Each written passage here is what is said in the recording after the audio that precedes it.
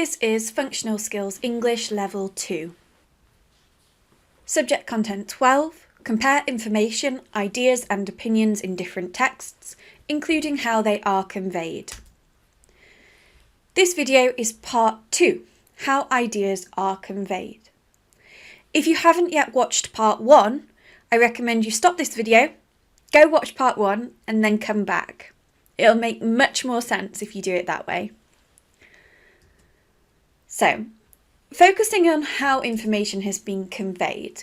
Conveyed just means another way of saying how the information has been put across. So how has the writer presented their information?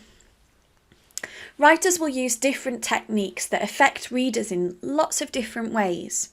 So a couple of examples, a writer might use humorous language to entertain a reader, or they might use rhetorical questions to make the reader think in a certain way.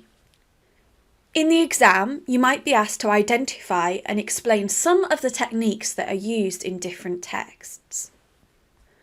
This is an example of an exam-style question. For example, it might say, using text A and text B, compare two ideas or opinions about healthy eating and explain how these are conveyed. There are quite a few different ways that you can answer this second part of the question, and I'd honestly say to choose the topic that you find that you're most comfortable with. So whichever topic you've spent the most time revising, probably try and answer it about that topic. So one of the topics you could answer this question on is textual devices.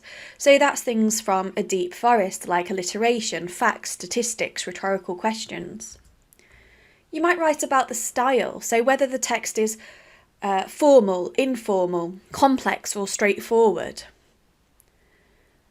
The writer's voice is another option, so whether it's persuasive or descriptive or instructive. If it's relevant, you could also talk about the organisational features the writer has chosen. For example, has the writer made it easier to understand the information by using bullet points or a numbered list?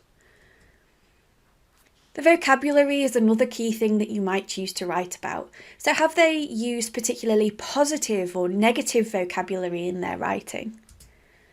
Finally, the type of text is another important factor. So whether the text is an article in a magazine or a newspaper or a letter from the government. These different types of texts are going to be providing information in different ways, so the writer will convey the information differently depending on how they are presenting the information in terms of the format, so the type of text, and also the target audience of the text. I'd like you to pause the video now and take a couple of minutes to read this text. If you have watched part 1 of these videos, you will be familiar with this text already, but if you pause the video now and resume once you've finished reading this text. Okay, so hopefully you've read this text now and you're familiar with it. I want you to think about the question, how has the information been conveyed in this text? So looking at the first thing we might notice is this sentence here. 30% of adults living in the UK are medically obese.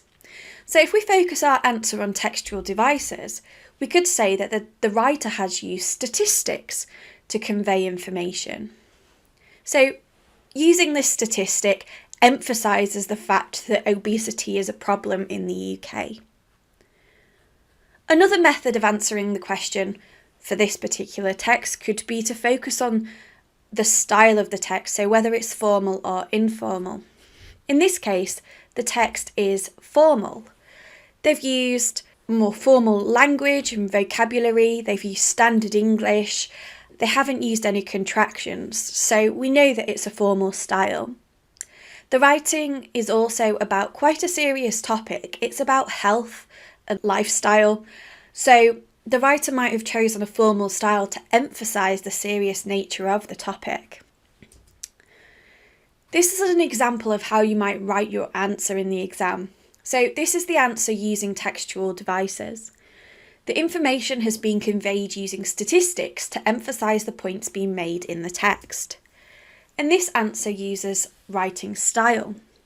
The information has been conveyed using a formal style to emphasise the important and serious nature of the topic. So let us look at an example now that puts all of this information together, so part 1 and part 2. This is the example question. Using text A and text B, compare two ideas or opinions about healthy eating and exercise and explain how these are conveyed. So the first part of the question asks you to compare the information. So you're looking for similarities and differences across the two texts. This topic is covered in the video part 1. So to answer this question, you're looking for specific words and phrases across the two texts that are about the same topic. So for example, with the turquoise teal coloured highlight, we've got in text 1, adults should eat a minimum of 5 fruit and vegetables a day. And then in text 2, we've got ditch the junk and eat fruit and vegetables instead. So both of these sentences are about the food that people should eat and eating healthily in order to be healthier. Therefore, that would be a good comparison. So here's an example of a 4-mark answer for this question. Text A says that in order to keep fit and healthy, people should aim to complete around 30 minutes of exercise every day. Similarly, text B suggests that to improve heart health, people should keep active by taking part in sports and exercise. Text A states that people who do not look after themselves might get sick. For example, people are at a much higher risk of severe health issues such as heart disease. In a similar way, text B mentions the importance of looking after the heart. For example, your heart is the most important muscle in your body. You need to keep it healthy. So this would be worth 2 marks so far. This is the comparing information part of the question. Now, for the final 2 marks, we've got how it's been conveyed. So in text A, the information has been conveyed using statistics to emphasise the points being made in the text.